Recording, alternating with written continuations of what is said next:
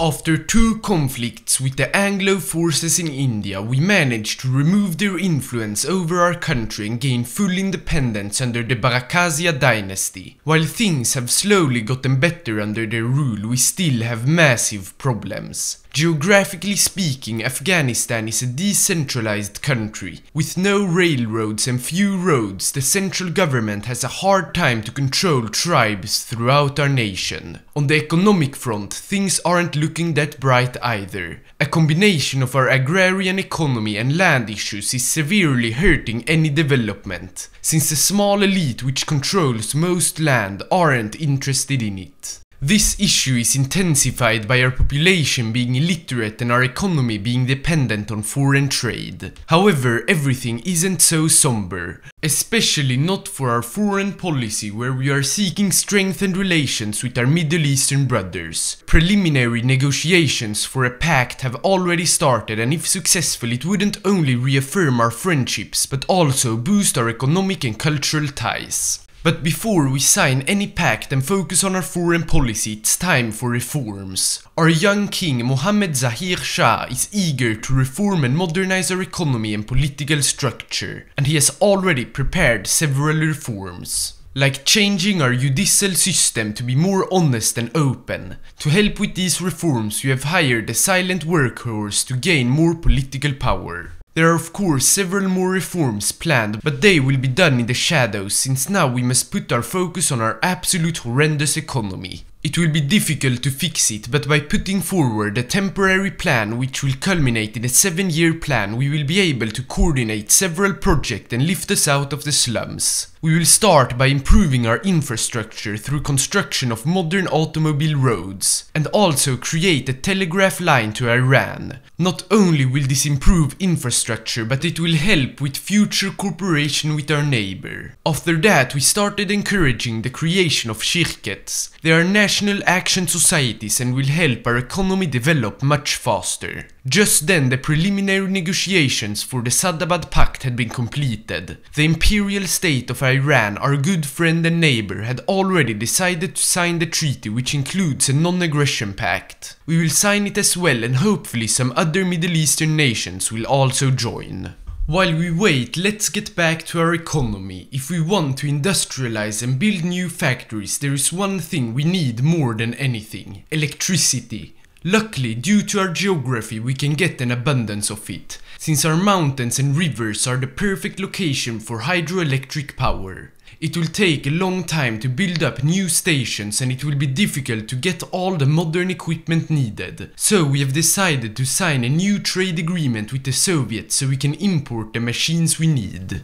After 170 days, electricity was secured and we can begin full industrialization of our nation. This includes creating textile factories to expand our production and exports of our famous clothes, as well as building new factories in the big cities.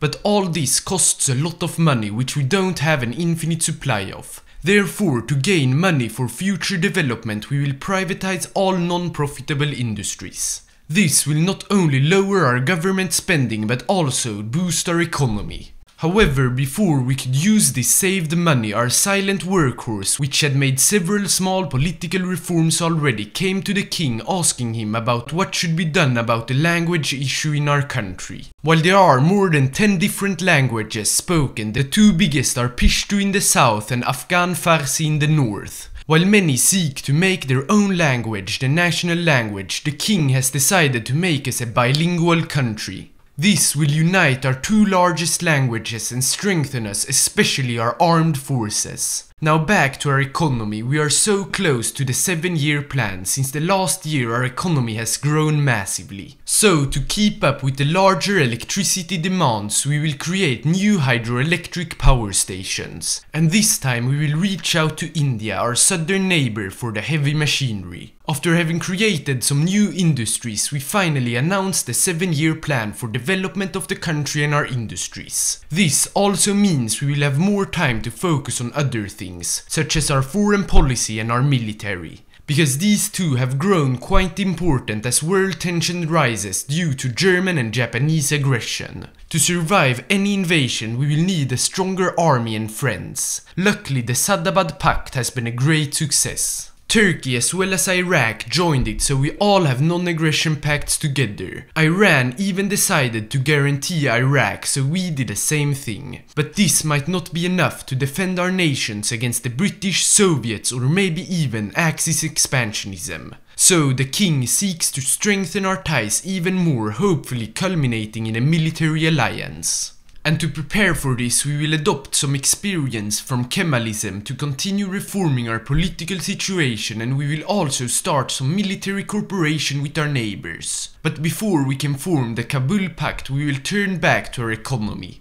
Since due to our successful industrialization, our economy isn't agrarian anymore. This means we are ready for several reforms and new investments. The most important being land reforms. Since now that our economy is more modern, the former elite which owns most land has grown a lot weaker. This means we can finally seize or buy off their land and give it to the peasants. After that, we invested into new hospitals all throughout our country, and we also began forming an available education. It will take time to fight illiteracy, but by creating new schools even in remote locations, we plan to exterminate it in 5 years. While only a small percentage will pursue higher education, it will still put stress on our small colleges. So, to prepare for the anticipated arrival of new students, we will fund new colleges to help us in the development of science.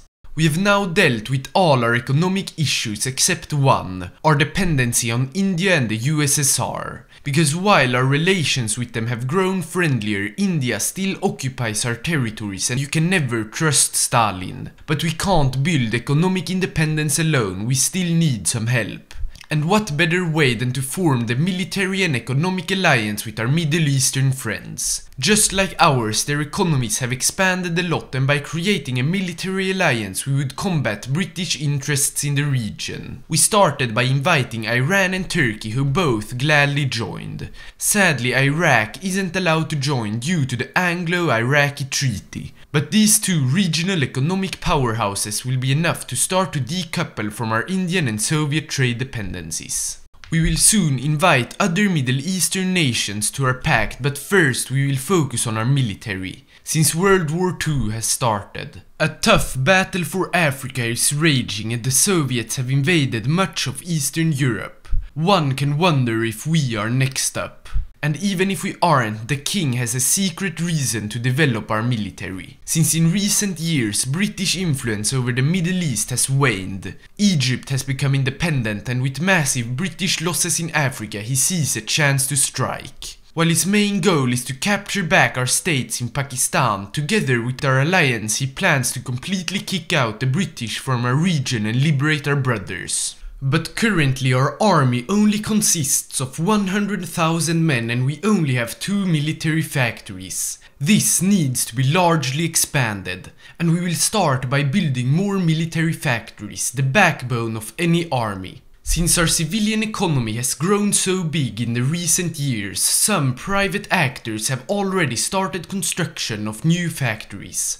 But we will help them by building the Kabul arsenal. However, currently all our rifle designs are unreliable, and if they break down during a shootout it would be disastrous for our troops. Luckily we managed to get a hold of British guns that we can copy, but before we were done with it, the thing which we had worried about started. Iran had during the last few years strengthened its relations with the Germans, so a few weeks after Germany launched Operation Barbarossa, both the Soviets and the Brits declared war on them. While it has come as a complete shock, we are actually ready for this. Our border with our enemies are protected and we have already started training new divisions to aid Iran, because they are our weak link. With only 58,000 men we have to hope that they can quickly militarize. But while the British and Soviets might think this will be an easy war due to Iranian weakness, we will immediately start to invite more nations to our faction and open new unexpected fronts for them. So hopefully we can survive long enough to invite new friends. And it seems like it. The Allies haven't really prepared for this war, so we could enter both Pakistan and the Stan Soviet republics in the north. In the Raj, we captured Peshawar and moved into Quetta and Baluchistan, all former Afghani territories. At the same time, in the USSR, we had managed to capture Dushanbe, the capital of Tajikistan, and encircle a Soviet division.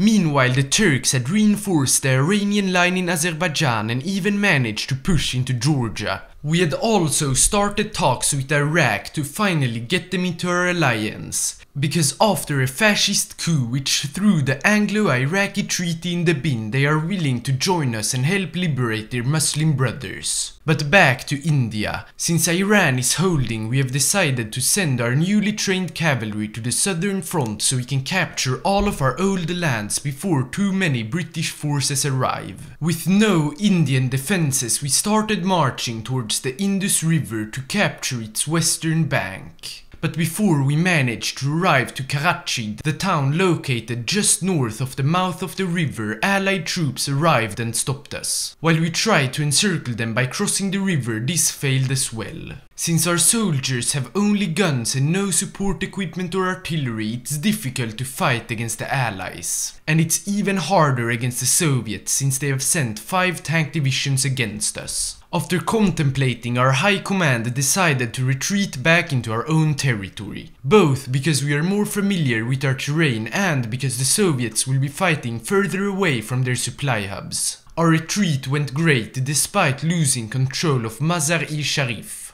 Just after this, the Allies started a massive counter-offensive and were winning almost every battle. In the north we lost Peshawar, and in the southern front things went even worse. While we did hold them in the south of it, in the northern part an Indian division slipped past our forces and headed quickly towards our territory. This, combined with a massive failure by one of our generals, led to one of our divisions being encircled and crushed. While he did redeem himself by encircling the Indian division, it is still a huge loss. And since the Brits continue to push, we might be forced to retreat out of Baluchistan. But hopefully they will send some troops to the west, since Iraq has now joined our faction and are on their way to capture Kuwait and move through the Palestinian desert. We've also started talks with Egypt, since if they join us they would be able to take back the Suez Canal. Another great news is that we have bought enough artillery to equip more than half of our army with it.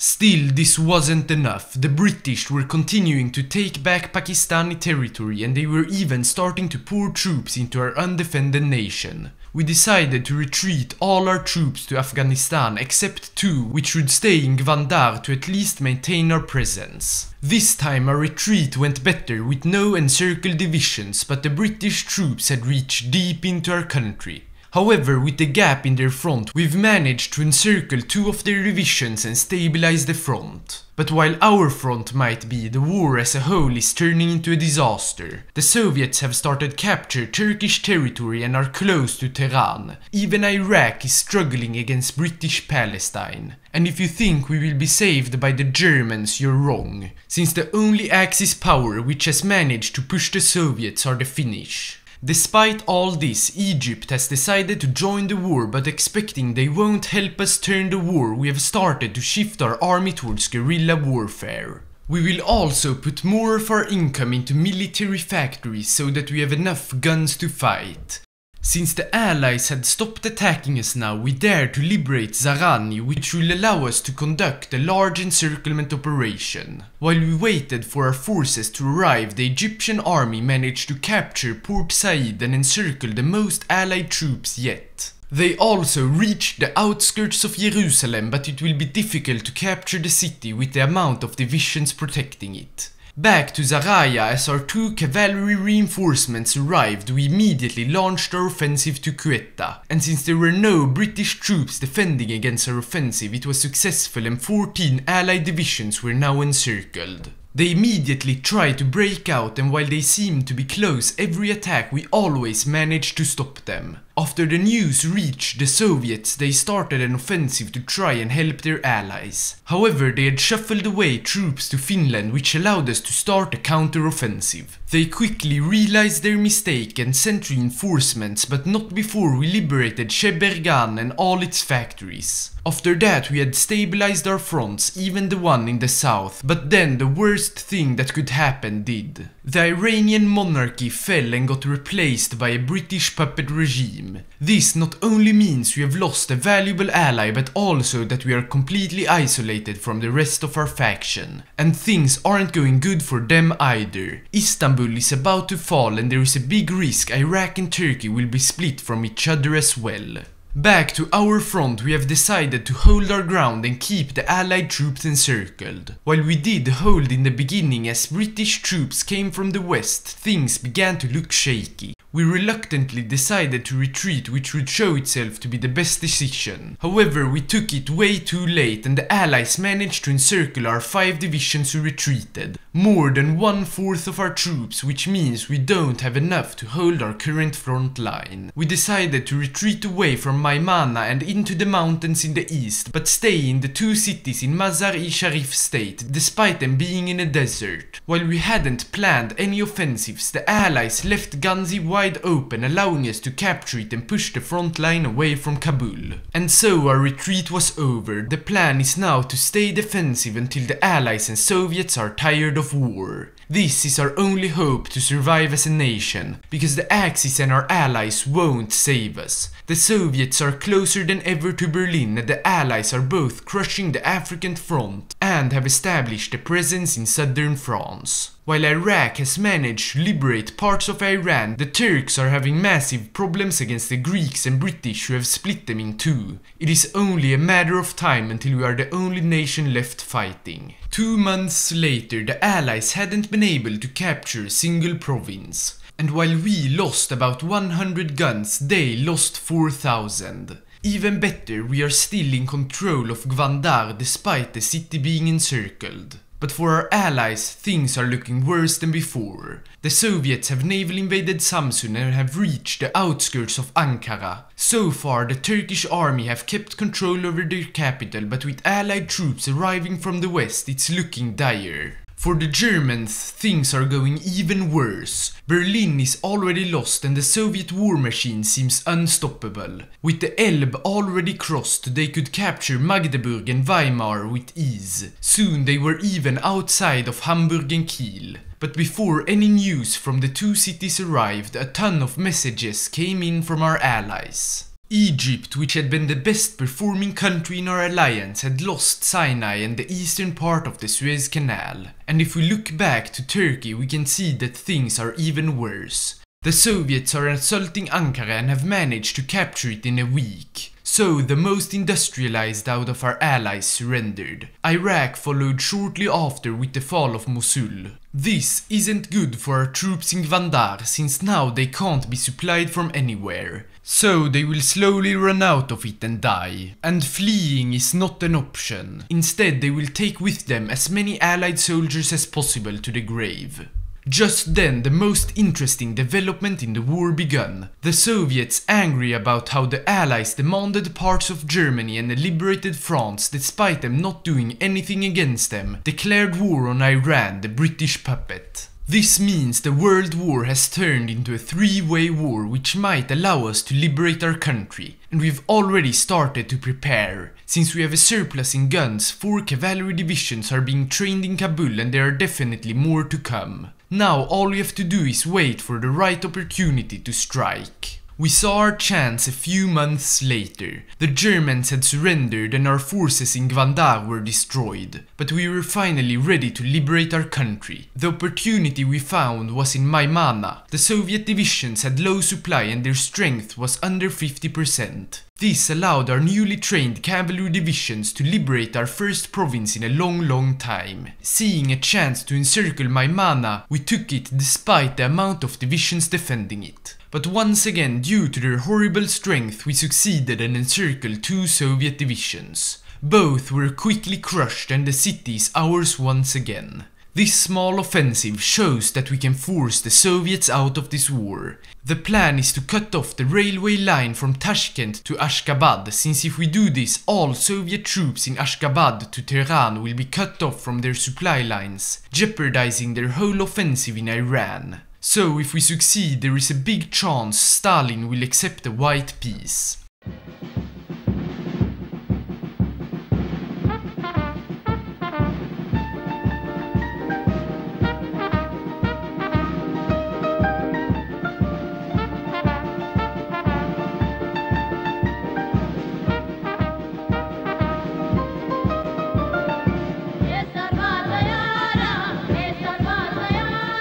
We had succeeded with our quick and decisive offensive. The railway had been captured and we have even entered Tashkent, the biggest city in the region. And we were right about Stalin's response. Having already killed 100,000 Soviet troops, he isn't ready to sacrifice more just for our small country. Additionally, if we are allowed to turn our whole army against the Allies, it would benefit him greatly. So he agreed to our white peace proposal. Our troops will leave Central Asia and our two nations will be at peace once again. After 2 weeks we had withdrawn our forces and sent them to the Allied front. While we first had planned to start our offensive in the south towards Kandahar, a reconnaissance mission found a massive gap in the Allied front lines in the center, which we decided to utilize. We also started attacking south from Maimana with the goal of eventually encircling some divisions. While the Brits managed to reinforce the gap, they did it way too late and we broke through. Despite the horrible supply slowing down our cavalry, we did advance deep past the Allied defenses, and with the offensive in Maimana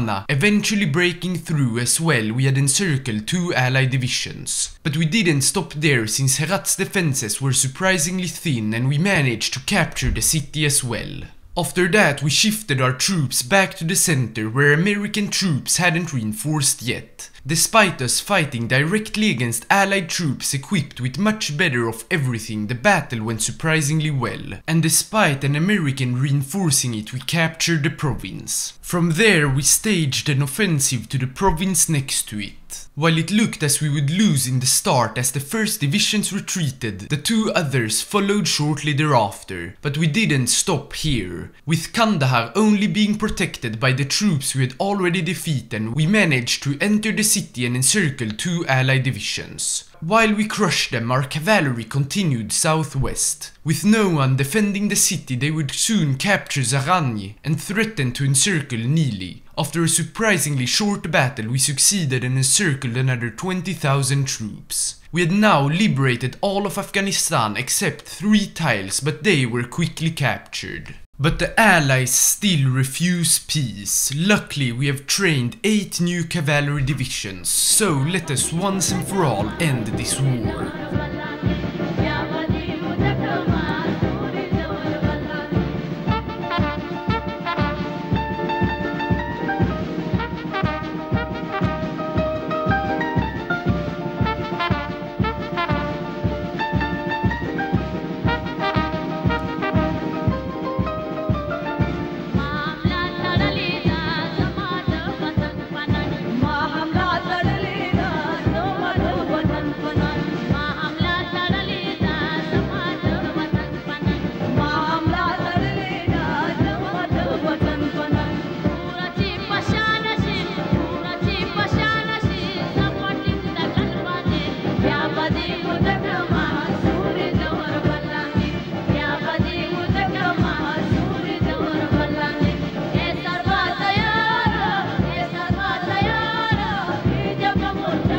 While we attacked from Peshawar, the Allies had launched an offensive towards Kandahar to try and remove all our progress. While it was super effective, with reinforcements arriving from the east, we managed to encircle them all and start to crush their offensive. This, together with the fall of Delhi and several other encirclements, finally forced the Allies to accept our peace proposal. Total retreat from Afghanistan and the recognition of a greater Afghani state. While we will release all prisoners and encircle divisions. Additionally, Egypt, which surprisingly have kicked back the British, will be granted the Suez Canal and all of Sudan. So we are finally at peace again and we can now focus on rebuilding our nation. It will be a tough job, but with the port we can establish a trade fleet which will help us a ton. We can also continue to expand our faction. Turkey and Iraq will be replaced by the Arabian Peninsula nations. Despite losing half our territory, we managed to come back. And while the world is aflame, we can finally take a well-needed rest.